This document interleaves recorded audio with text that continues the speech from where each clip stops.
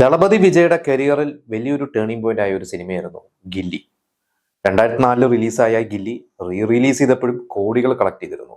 Indian സിനിമയിൽ തന്നെ റിലീസുകളിലെ ഒരു വലിയൊരു റെക്കോർഡായിരുന്നു. ടൈറ്റാനിക് എന്ന സിനിമയെക്കാട്ടും കൂടുതൽ റിലീസിൽ കളക്ട് ചെയ്തു എന്നൊക്കെ ഒരുപാട് ആർട്ടിക്കിൾസ് ഞാൻ കണ്ടിട്ടുണ്ട്.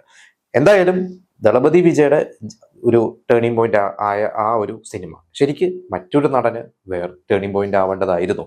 കാരണം വിജയിനെക്കാട്ടും ആ സമയത്ത് പ്രായം കൊണ്ടല്ലെങ്കിലും ഒരു കരിയർ വൈസ് ജൂനിയർ ആയിട്ടുള്ള ഒരു നടൻ വിക്രമായിരുന്നു ശരിക്കും അന്ന് ഗില്ലിയിലെ നായകനാവുന്നത്. കാരണം അതിന്റെ സംവിധായകൻ ധരണിയുടെ മുൻ സിനിമകൾ ദിൽ ദൂൾ ഈ രണ്ട് സിനിമകളിലെ നായകനായിരുന്നു വിക്രമിന്റെ കരിയർ വലിയൊരു ബ്രേക്ക് തന്നെയായിരുന്നു ധൂൾ എന്ന സിനിമ 2003. അതിനു മുമ്പ് ദിൽ എന്ന സിനിമയെ കുറിച്ച് പറയുകയാണെങ്കിൽ സേതു എന്ന സിനിമയ്ക്ക് ശേഷം വിക്രം ചെയ്ത ഒരു സിനിമയായിരുന്നു ദിൽ. വിക്രമിന്റെ കരിയറിലെ ഒരു കമേഴ്ഷ്യൽ ഹീറോ എന്ന രീതിയിൽ വിക്രമിന് വലിയൊരു ബ്രേക്ക് കിട്ടിയ സിനിമയായിരുന്നു ദിൽ എന്ന സിനിമയ്ക്ക് ശേഷം വിക്രമിന്റെ പ്രതിഫലം 50 ലക്ഷമായി എന്നൊക്കെ ആ സമയത്തൊക്കെ പല റിപ്പോർട്ടുകൾ ഉണ്ടായിരുന്നു.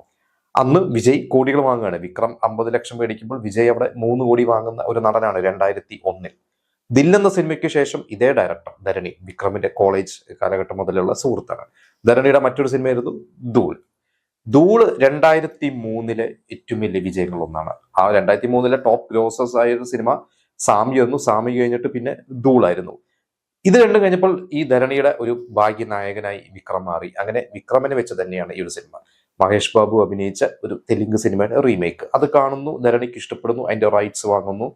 വിക്രമിനെയും ജ്യോതികനെയും തന്നെ ധൂളിലെ അതേ ടീമിനെ തന്നെ അഭിനയിപ്പിക്കാൻ വേണ്ടി പ്ലാൻ ചെയ്തു. പക്ഷെ ആ സമയത്ത് വിക്രമിന് മറ്റു പല സിനിമകളുടെ തിരക്കുകൾ. വിക്രം അന്ന് ഇവരെക്കാട്ടൊക്കെ വിജയനെയും സൂര്യനെയും അജിത്തിനെക്കാട്ടൊക്കെ ടോപ്പ് ലീഗിലോട്ട് കയറുന്ന ഒരു സമയമായിരുന്നു.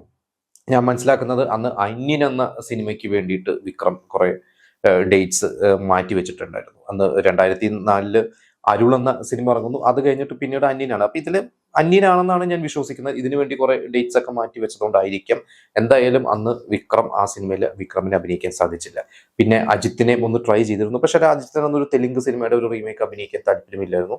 അങ്ങനെയാണ് വിജയ് ആ ഒരു സിനിമയുടെ ഭാഗമാവുന്നത്.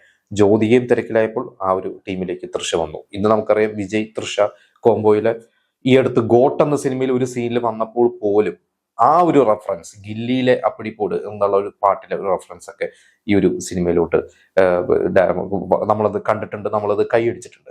അപ്പൊ എന്തായാലും അന്ന് ഗില്ലി എന്ന സിനിമ 2004 ആ ഒരു ഏപ്രിൽ റിലീസായിട്ട് ആ ഒരു സിനിമ ഏത് ലെവലിൽ എത്തി എന്നുള്ളത് നമുക്കറിയാം.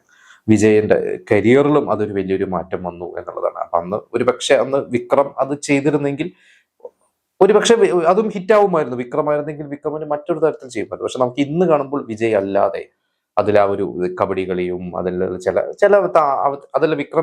വിജയുടേതായ ചില ക്യൂട്ട്നെസ്സും ചില മാനേഴ്സും ഒക്കെ ഉണ്ട്. അത് വിജയ് ചെയ്താൽ തന്നെ നമുക്ക് അത് കണക്ട് ആവുള്ളൂ എന്നുള്ളതാണ്. അതുകൊണ്ട് ഞാൻ വിശ്വസിക്കുന്നു അത് എല്ലാം ദൈവത്തിന്റെ ഒരു നിമിത്തം തന്നെയാണ്. അല്ലെങ്കിൽ അത് വിക്രമിന് അതുവരെയുള്ള ആ 2 സിനിമകൾ ദില്ലും ധൂളും ധരണിയുടെ സിനിമകളിൽ അഭിനയിക്കാൻ പറ്റിയ വിക്രമിന് ആ ഒരു സിനിമയിൽ അഭിനയിക്കാൻ പറ്റാതിരുന്നതും ഗില്ലി എത്തിക്കഴിഞ്ഞപ്പോൾ അത് വിജയുടെ കയ്യിലെത്താനും ആ ഒരു സിനിമ സൂപ്പർ ഹിറ്റ് ആവാനും ഇന്ന് റിലീസ് ചെയ്ത അന്ന് ജനിക്കാത്ത കുട്ടികൾ വരെ, ഇന്നത്തെ കോളേജ് സ്റ്റുഡൻസ് വരെ ആ സിനിമ തിയേറ്ററിൽ കണ്ട് ഡാൻസ് ചെയ്ത് ഇവിടെ തമിഴ്നാട്ടിൽ മാത്രമല്ല നമ്മുടെ കേരളത്തിലും അത് തകർത്തോടിയത് നമ്മൾ കണ്ടിട്ടുള്ളതാണ്.